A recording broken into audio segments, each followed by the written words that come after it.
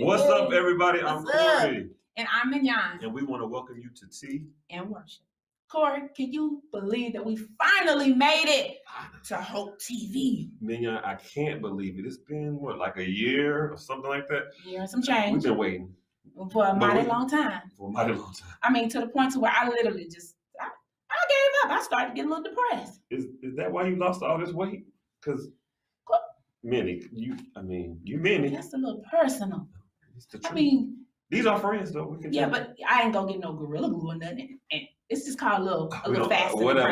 But let's move on. Anyway, we want to welcome y'all to Tea and Worship. You know what's Tea and Worship? Well, we just take a moment to introduce some amazing artists, and we interview them, and we get that good tea, that good sweet Southern tea, not that old bitter, gossipy, nasty tea, but that Corey, what are you sipping on?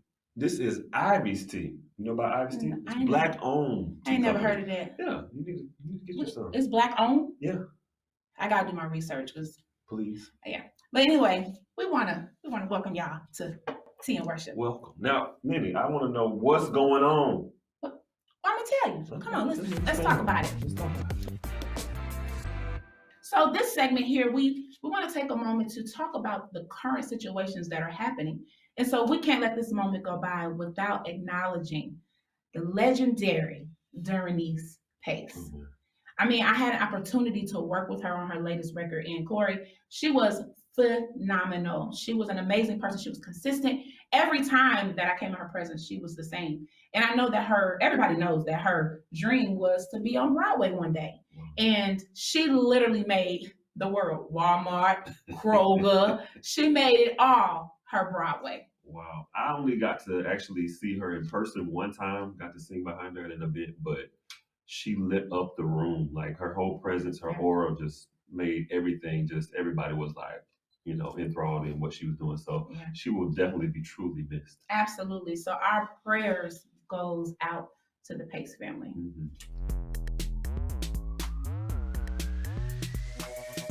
So I'm excited because we have an amazing person with us today. JJ Hairston, I mean, I've been with him now for 11 years. And so I'm excited to be able to interview him today. I just want to say that I am truly a fan. I've been listening to the Youthful Praise since 2001 when they had that album with Deliver and God is an awesome God. And when I see Jesus with the late great Lucretia Campbell, oh my God, they are one of my favorite gospel. So everybody, welcome JJ Hairston. There we go. Hey, brother! I love you. Love you too, sis. Corey, you took me back. You talk about when I see Jesus and all that. Yeah. That really blessed me, man. Thank you so much. Absolutely.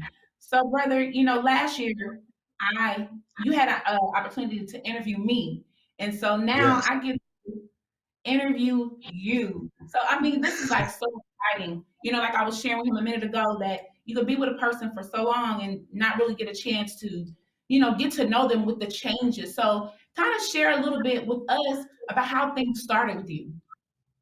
So, first of all, this is amazing, being able to talk to Mignon. For those who don't know, Mignon started singing with me because I kidnapped her on a boat, but I'll talk about that later. She started singing with me on a cruise, and it's been history ever since. But we started as a church choir at my father-in-law's church in Bridgeport, Connecticut, Bishop J.C. White. So we were literally a church choir, not like a recording choir that decided to sing in church. We were the opposite. So we would sing every fourth Sunday. And one day, my mother-in-law, Lady Gloria White, who was always a singer, the institutional radio choir, for those who don't know, used to record back in the day songs like Stretch Out, Keys to the Kingdom. They were great in their day. So she told us we were like an advertisement choir. And I was like, okay. And she said, because you guys aren't writing your own songs. So at that point, we started writing our own songs, and we recorded our first record in 1999. Jeez, that's 22 years ago. And it was a song it was a record called Call to Worship. That record became Awesome God. And it's been great ever since. The record we just released was our 11th album. And all of the work that you've done, how in the world do you balance family life, business life, ministry life? How do you juggle it all? So every time someone asks me that question, my wife tells me the right answer. And the right answer is there is no balance, there's prioritization. Because if you say it's balanced, then you put equal weight on both sides, Wow. which would mean that we give the same weight to our career and what we do musically to what we do with our family. And that's never going to be the case. Our Mhm. family will always have top priority. How I treat my wife, how I treat my kids, and my assignment to steward them well will always be my first assignment. That's the highest priority. And then after that, of course, we have what we do musically. Now we also have what we do in church with our church. So it's a lot happening at the same time, but I believe God has graced us with the ability to be able to prioritize it well. And we've also put a amazing group of people around us that help us to steward our assignments well. Like YP, it's literally like a family. It's not I can't. It's not a singing group. It's just not. If you're a part of our group chat, you'll see very little of it is about singing. Very little of it is about what we do, but it's all about building each other up. And the initially, like we said, we started as a church choir, so the vision was to sing in Sunday mornings, then record. But Mhm. as we started to evolve, YP for me became a place where I would want singers and musicians and people who are gifted to be able to have a safe place where you can feel like you can feel the need. If you need to be transparent, you can. If you need to be able to share with people who just get it, you can. So that's why YP is so special to me, because they've been that for me, even in this new journey with us pastoring.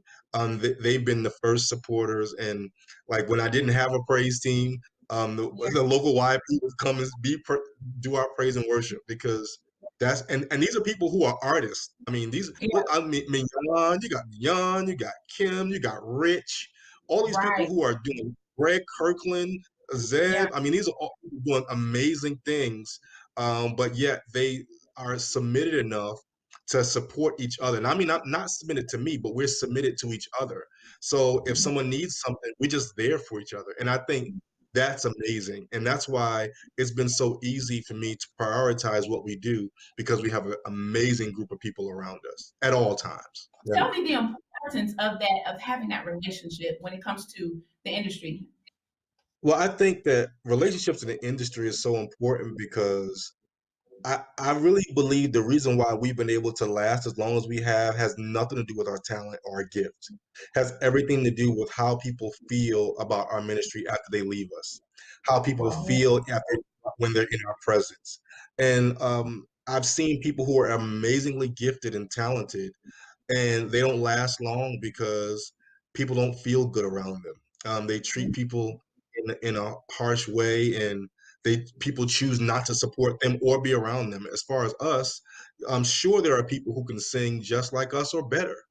But if you have any encounter with us, you'll know that you're loved. And that's been always my goal with my personal family, with the YP family, even now with the church. I want people to feel loved when they're with us. And because of that, people do things for us that they would probably charge others thousands of dollars to do, because we have a covenant relationship.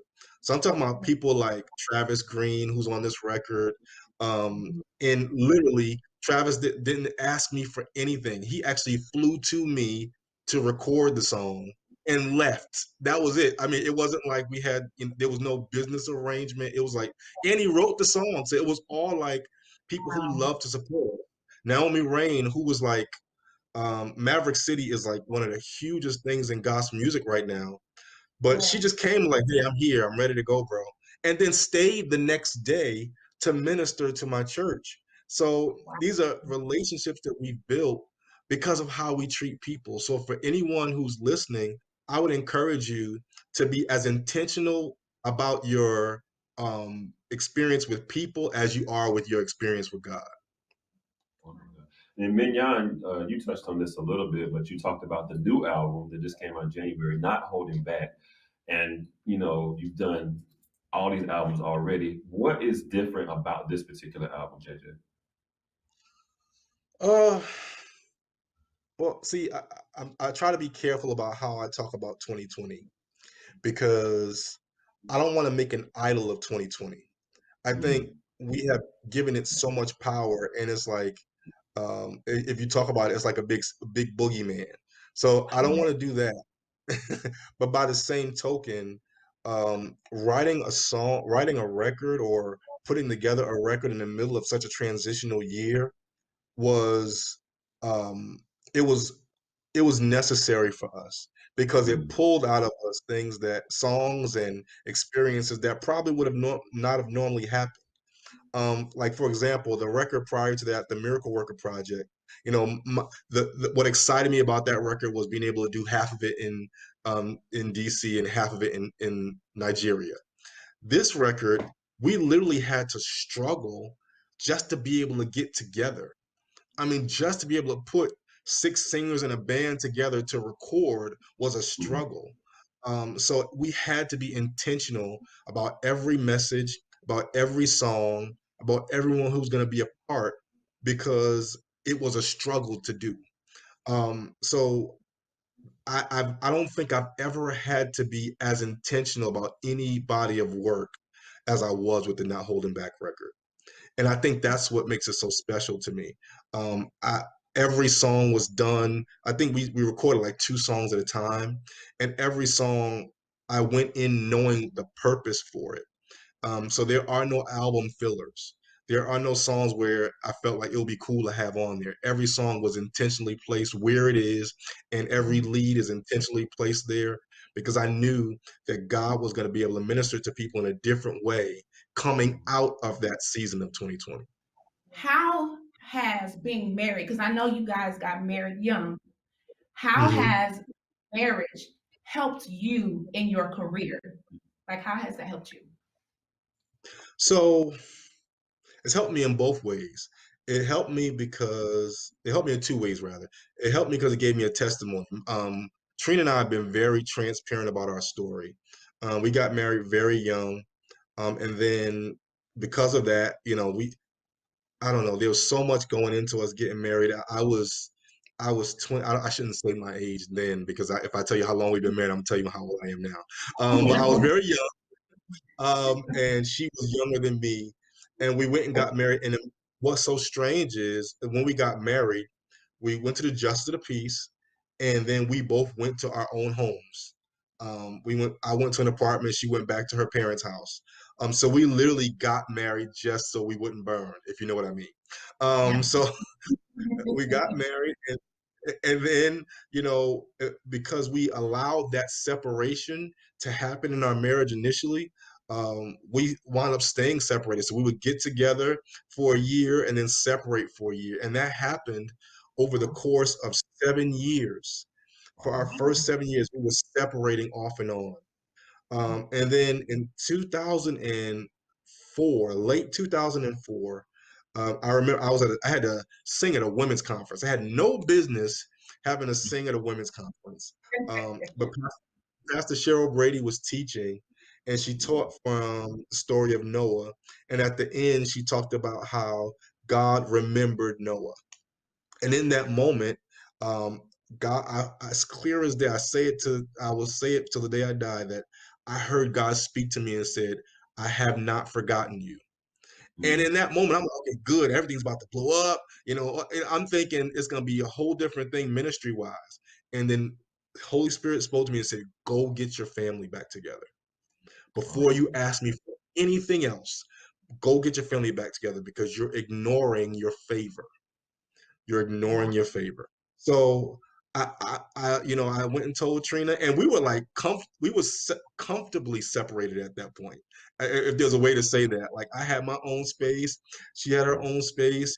My son would come to my house on weekends, and he was loving it because he would get to play Sega on the weekends, and then have his responsibilities at the house. But I remember telling her, God told me we need to get back together. And she said, okay. But, she wanted to see. But I told my son, who was very young at the time, and here I am thinking that he was really happy and content. But when I told him, he just laid on my chest and cried. So at that moment, I knew that not only was our marriage affecting us, but it was affecting everything about us, our child, our music, our experience in church. Our marriage affected everything. So we got back together and we've never parted ever since. And then after that, we recorded a record called Live to Praise the Worship. So literally, once my marriage changed, what I heard changed. My revelation about what we were supposed to sing and how we were supposed to sing it changed. So we recorded that record, and on that record was a song called Incredible God, Incredible Praise. And things have just shifted from there.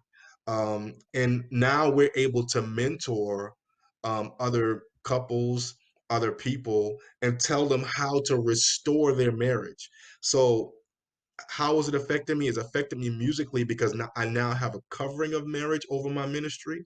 And secondly, because I'm able to minister in a different space, in a different way, in a much more transformed way. And I'm able to tell everyone that God really does restore. It's not something I heard. It's not something I read.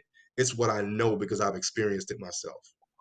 With all the success that you've had, obviously, what are your plans for the future? What do you see for yourself in the next, few years? What else can Well, you do? listen, so what's amazing is last 2 years ago in October of 2019, actually it was earlier in 2019, we did a tour called the Love and Miracles Tour. Y'all was a part of that for a few of the dates, and we were promoting the Miracle Worker record. And prior to going out, Trina and I said, we asked God, we said, we want direction for what's happening next for us by the time we end this tour.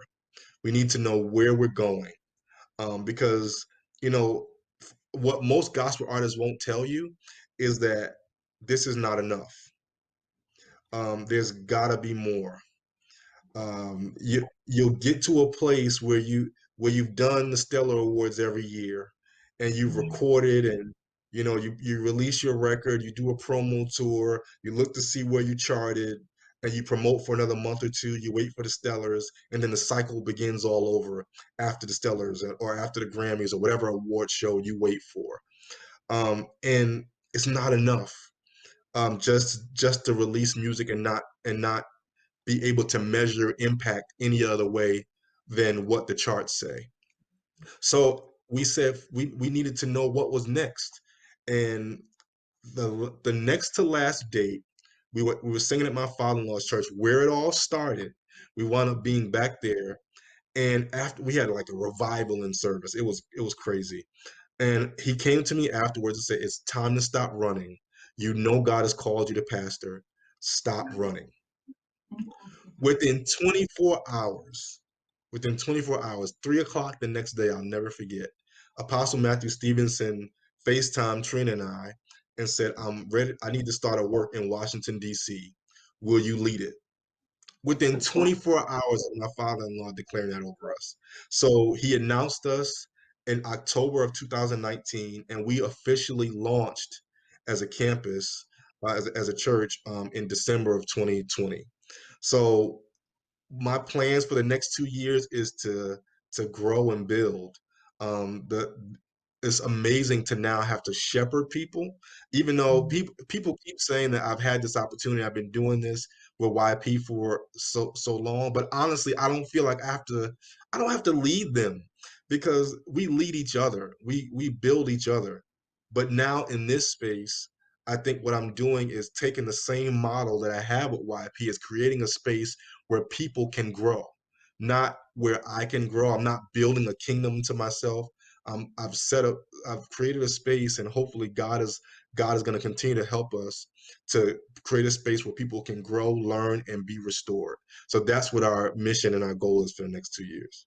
So how can you Mhm. encourage people in this moment to take advantage of this time? Be creative, like do something different. So when the world does open up, you won't be trying to look for the same things. Like, what can you say to us about that?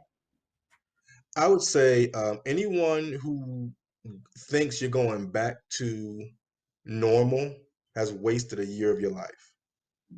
Because if you go back, if we come out of this and you look exactly the same as you did last year, that means you have accomplished nothing with a whole year.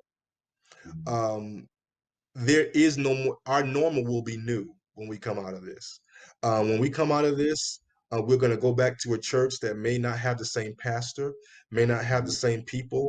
We may go back to jobs where people have gone, people have died. There is no normal.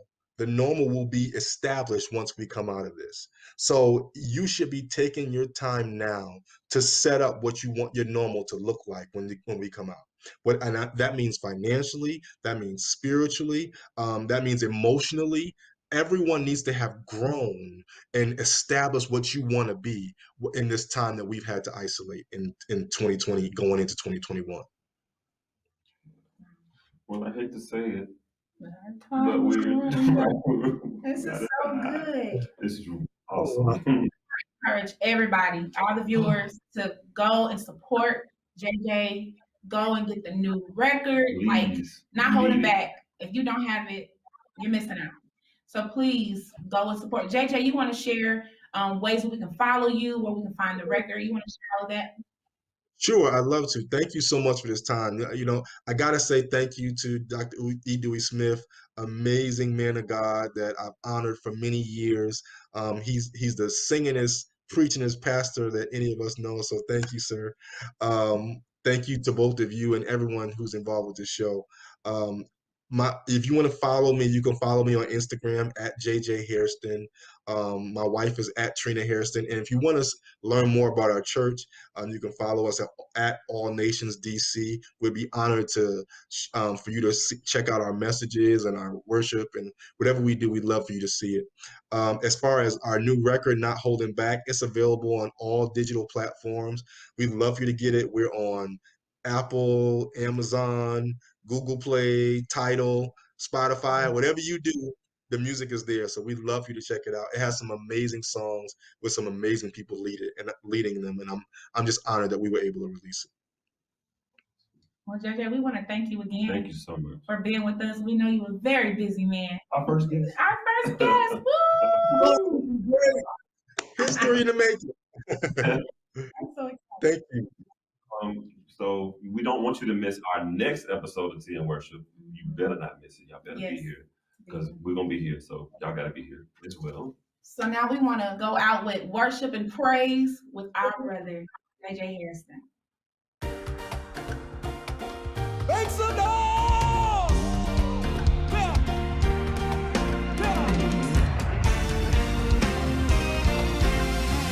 Who has the final say? Jehovah has the final say. Who has the final say? Jehovah has the final say. And no matter what, the doctor said, Jehovah has the final say. And no matter what the news may say, Jehovah has. Let's go. Say I have no reason to fear. Say I have no reason to fear. The Lord is my life. The Lord is my life. We want to encourage you. I know you're in a struggle, but you have no reason to fear. Say I have no reason to fear. The Lord is my life. The Lord is my life. Come on, Tim, let's go. Tell me who has the final say.